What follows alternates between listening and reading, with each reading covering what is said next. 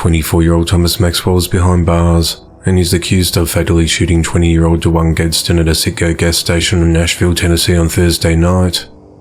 At just after 10 p.m. on the 23rd of March, officers responded to a hold-up alarm in the business in the 3900 block of Clarksville Pike. Upon arrival, they found Thomas armed with 2 handguns, leaving the gas station, and he was taken into custody. Inside the store, they found DeJuan dead on the floor with multiple gunshot wounds. While questioned, Thomas had claimed that DeJuan had robbed and severely assaulted him in February, and that he shot DeJuan in self-defense. He said that when he entered the Citgo store, he and DeJuan made eye contact, and DeJuan appeared to reach for something. Thomas said that he then reached for his firearm and shot DeJuan. Metro Police said that a subsequent review of the surveillance video contradicted Thomas's version of the shooting. Authorities said that it showed DeJuan parking his vehicle and entering the store before Thomas arrived a short time later. Thomas is seen walking up to the front door and watching DeJuan from outside the building. As DeJuan approached the front counter, Thomas entered the store with a firearm in hand and immediately opened fire. DeJuan never looked in Thomas's direction and did not appear to reach for anything. After DeJuan fell to the floor, Thomas leaned over him and continued shooting him. No one else was injured during the ordeal. Thomas is charged with criminal homicide and is held at the Metro Jail. The investigation into the matter continues. A 20-year-old man is behind bars after his 3-month-old son spent days on life support and died from abuse-related injuries.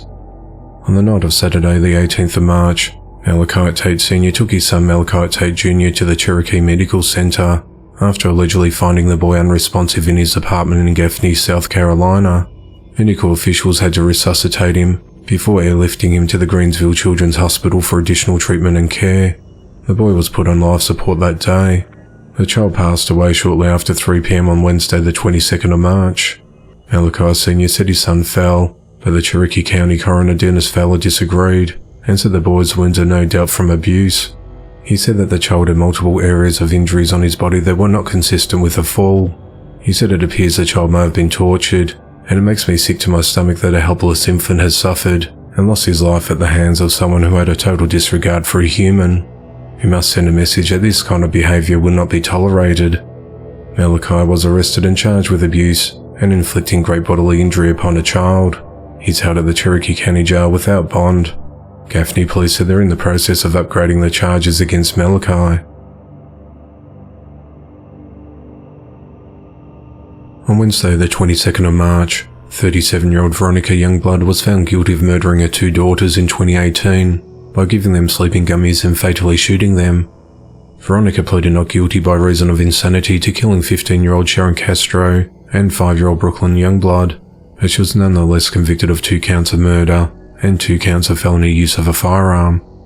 On the night of Sunday the 5th of August 2018, Veronica provided her daughters with sleeping gummies and shot them in their apartment in the 1500 block of Lincoln Circle in McLean, Virginia, because voices in her head told her to do it. Brooklyn died from a gunshot wound to the head, and Sharon was shot in the back and chest, and Veronica fled the apartment. Sharon survived the shooting long enough to call 911, and at around 10:15 p.m. authorities arrived at the scene. She told the officers that her mother came into the room and told her that she was going to take her to see God, and then shot her. She was rushed to the hospital where she later died.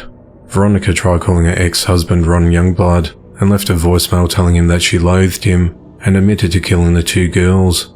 Brooklyn was supposed to move to Missouri with her father. Veronica's eldest daughter was from a previous relationship. Within an hour, police apprehended Veronica in Loudoun County after an acquaintance of hers contacted authorities saying she had knocked on her front door. At a trial, Veronica testified that she was physically and sexually abused as a child, then abandoned by her parents. She said she became a sex worker, and that's how she met her ex-husband.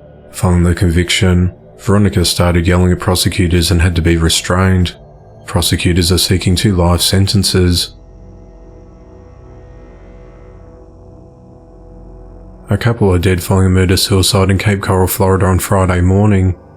The incident occurred at around 8 a.m. on the 24th of March, inside a home located at 726 Southwest 12th Street.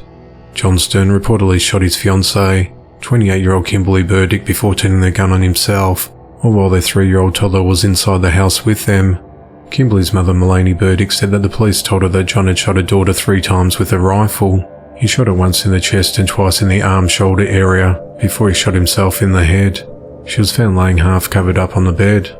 John's father found the couple dead after John didn't show up for work that morning, and the toddler was found inside. Mulaney said thank God he didn't shoot him too.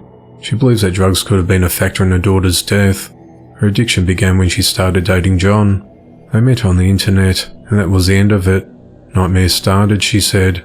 She quit coming around. When you did see her, she had sores all over her, higher than a kite. Couldn't talk to her, she said. Mulaney said that Kimberly was her only daughter, and when she reflected on memories of her, she said, "Very beautiful, big blue eyes, long blonde hair. You couldn't ask for a happier, better kid," she said. In addition to the son Kimberly had with John, she leaves behind 2 other children.